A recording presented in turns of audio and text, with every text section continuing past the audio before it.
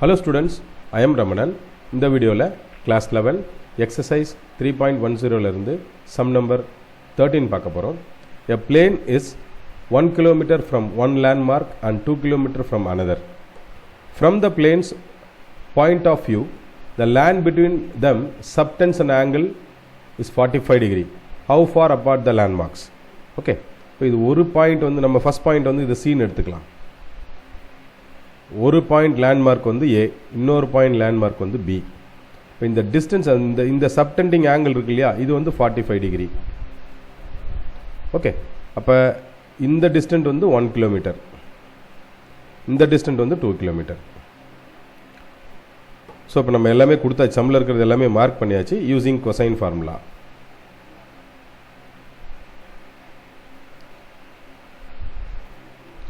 Okay,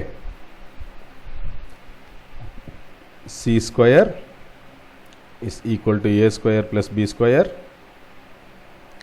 minus 2ab cos theta cos c. Okay, இதில் substitute பண்ணிடலாம். 2 square plus 1 square minus 2 into a into b இல்லையா, cos c. cos c ஓட value cos 45 which is equal to 5 minus 4 cos 45 ஓட value 1 by root 2. இந்த root 2க்கு இந்த 4க்கும் cancel பண்ணலாம். எப்படின்னா 2 into root 2 வரும், 2 into 2 வரும். இந்த ஒரு root 2 கேன்சல் பண்ணிட்டோம்னா we get 2 root 2. ஸோ இங்கே சைடில் போட்டு காமிக்கிறேன். 4 அப்படிங்கிறத 2 into 2ன்னு போடலாம். நம்ம ஒரு ரூட் 2ஆல் கேன்சல் பண்ணும்போது இதை ரெண்டு தான் கேன்சல் பண்ண முடியும் இல்லையா. அப்போ இதில் ஒரு ரூட் 2 போயிடும். ரூட் 2 இன்ட்டு ரூட் 2 தானே 2. அப்போ இந்த 2 போயிடுச்சுன்னா பேலன்ஸ் இருக்கிறது 2 root 2 தான்.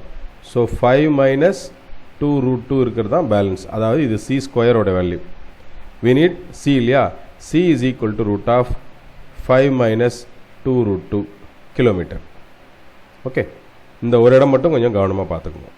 நான் ஏரோ மார்க் போட்டு காட்டுறேன். இந்த ஒரு இடம் இது 2 மார்க் கொஸ்டின் தான். ஆக்சுவலி ரொம்ப சிம்பிள். சம்மை வாசிக்கும் போதே டயக்ராம் வந்து நமக்கு மைண்டில் செட் பண்ணிடணும். நான் நடத்தின இந்த சம் உங்களுக்கு ரொம்ப ஈஸியாக புரிஞ்சிருக்குன்னு நினைக்கிறேன் ஸ்டூடெண்ட்ஸ். தேங்க்யூ.